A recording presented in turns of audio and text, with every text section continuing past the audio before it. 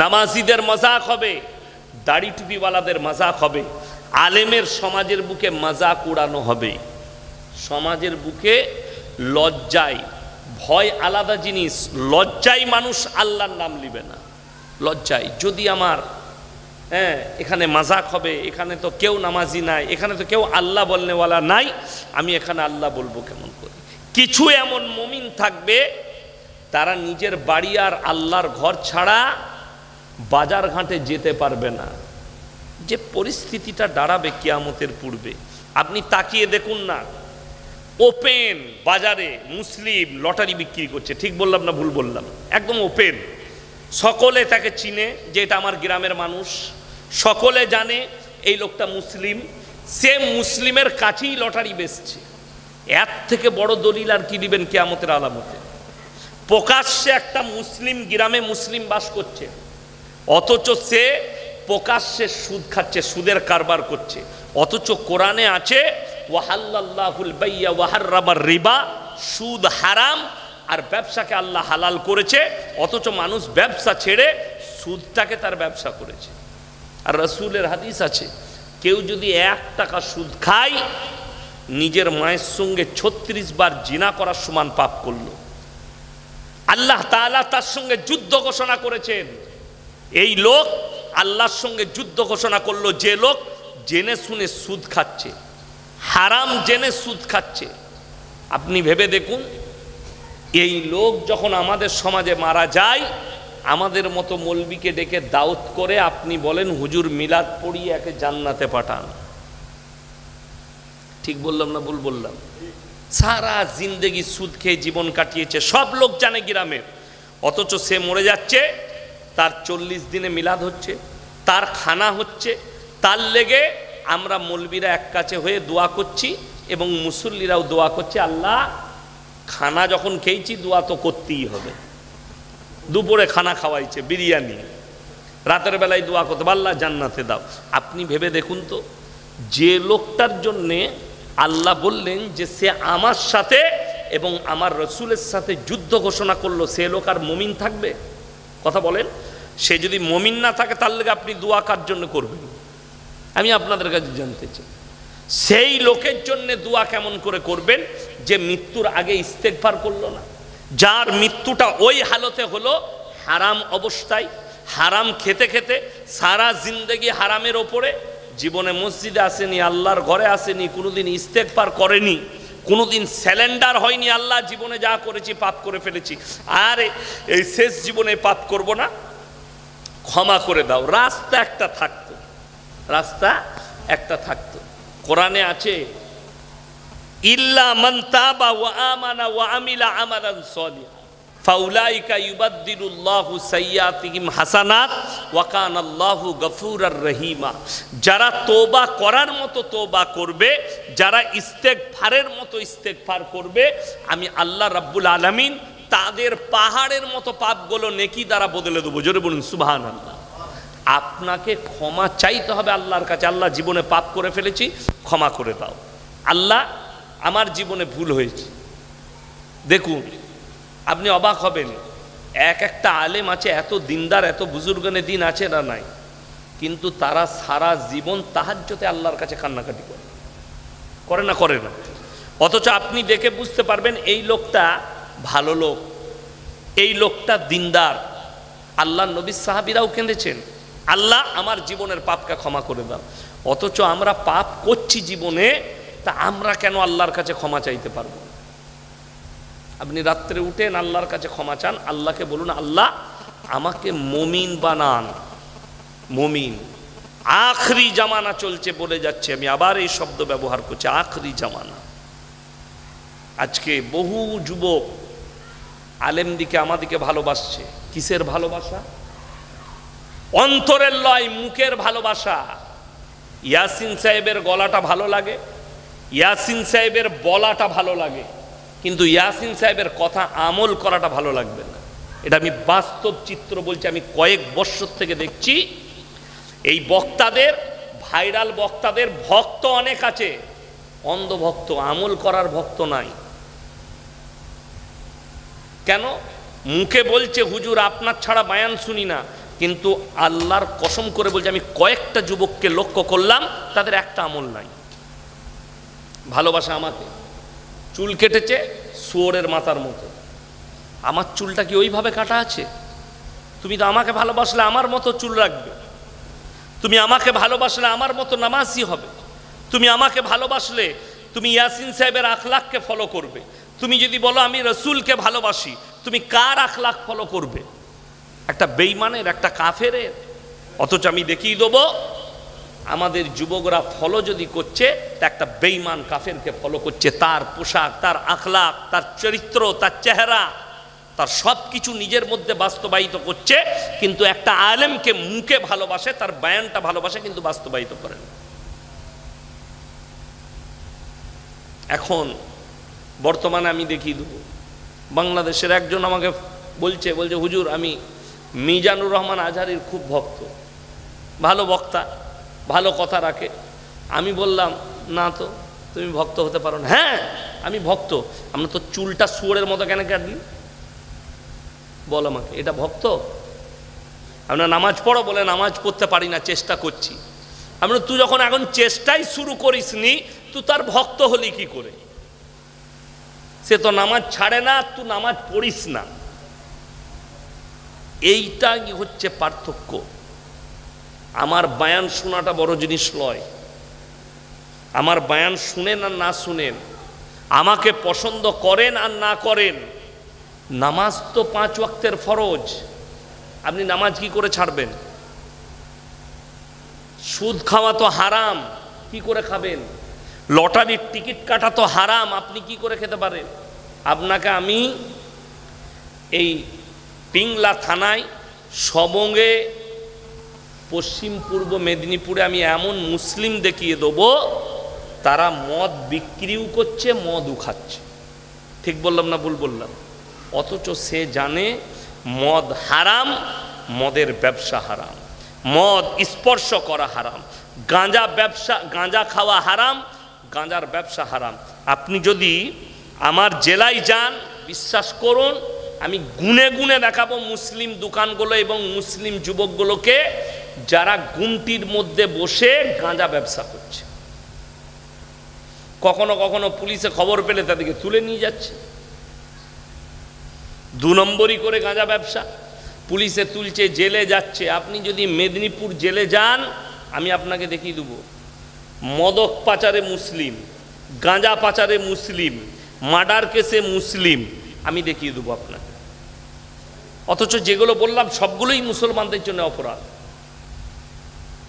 মিথ্যা কথা, মিথ্যা কথা বলা গুনাহ না গুনাহ নয়? গুনাহ। এখন মিথ্যাটা এত আম হয়েছে যে অনেক মুসলিম ভাবে আমি মিথ্যা কথা না বললে আমার ব্যবসাই চলবে না। ঠিক বললাম না ভুল বললাম? আপনি একটা কথা শুনে যান, একটা মুসলমান সে যদি 5 ওয়াক্তের নামাজি হয় আর সে যদি মিথ্যা কথা বলে, সে গুনার কাজ করছে। আর একটা হিন্দু ভাই সে যদি জীবনে মিথ্যা কথা না বলে, সে ভালো কাজই করছে। ঠিক কিনা কথা বলেন? সে মুমিন না হতে পারে, মুসলমান না হতে পারে, কিন্তু সে সত্য কথা বলছে। এরকম সত্যবাদী হিন্দু ভাই আছে না? নাই, আছে। আমি কালকের জলসায় বলেছি, আল্লামা ইকবাল লিখেছে ইস ঘর কো আগ লাগি ঘর কি চিরাগ সে।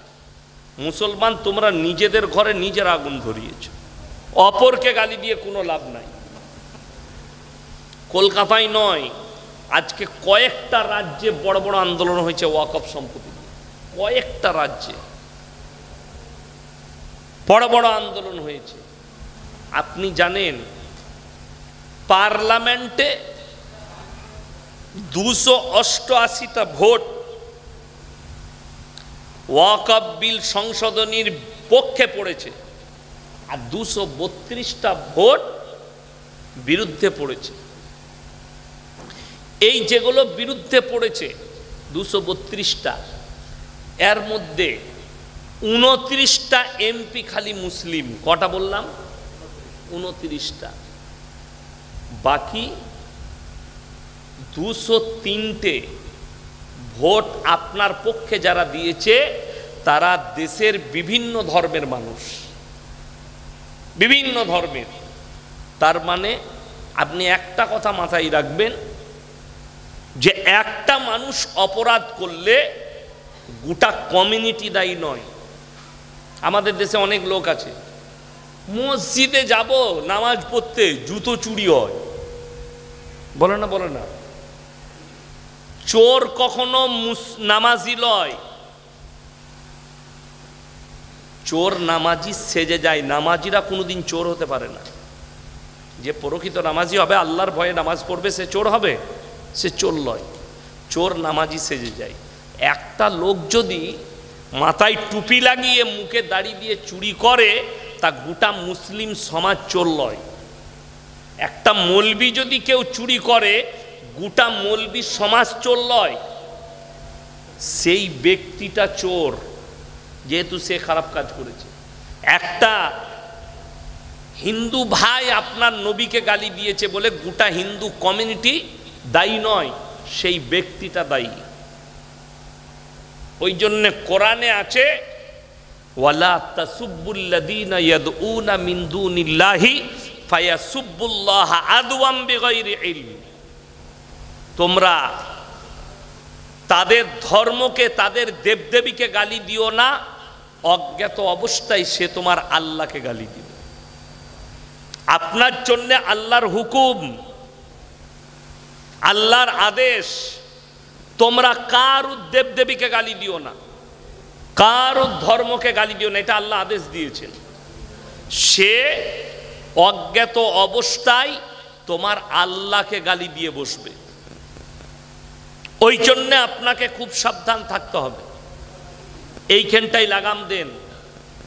আপনি আপনার ধর্মকে পালন করুন, আপনার নামাজ পড়ুন, আল্লাহকে চিনুন, আপনার কাছ থেকে কেউ ক্ষতিগ্রস্ত হবে না। আচ্ছা বলুন তো, নবীজি সাল্লাল্লাহু আলাইহি সাল্লামকে বেঈমান কাফেররা তয়েফের মাটিতে রক্তাক্ত করেছিল না করেনি? একটা হাদিস যদি কোনো মৌলবি দেখাতে পারে যে আল্লাহ রসুল সাল্লাল্লাহু আলাইহি সাল্লাম তাদের জন্য বদদুয়া করেছেন, কসম আল্লাহর বলছি না, তাদের জন্য ঘুরিয়ে দোয়া করেছেন, জোরে বলুন সুবহানাল্লাহ। দোয়া করেছেন, আল্লাহ আমি দোয়া করছি তুমি তাদেরকে হিদায়েত প্রাপ্ত করো, আমি আবার যাব তাদেরকে দাওয়াত দিতে। নবীজি আবার গেছেন তাদেরকে দাওয়াত দিতে, কিন্তু বদদুয়া করেননি। নবীজিকে যারা গালি দিয়েছে, নবীজি তাদের জন্য দোয়া করেছেন। হাদিসে আছে, আল্লাহ রসুল সাল্লাল্লাহু আলাইহি সাল্লাম রাস্তা দিয়ে পেরিয়ে যাচ্ছেন, একজন মুশরিকের বিটি, হাতেম তায়ের বিটি, তার মাথায় কাপড় নেই, বেপর্দাভাবে পেরিয়ে যাচ্ছেন।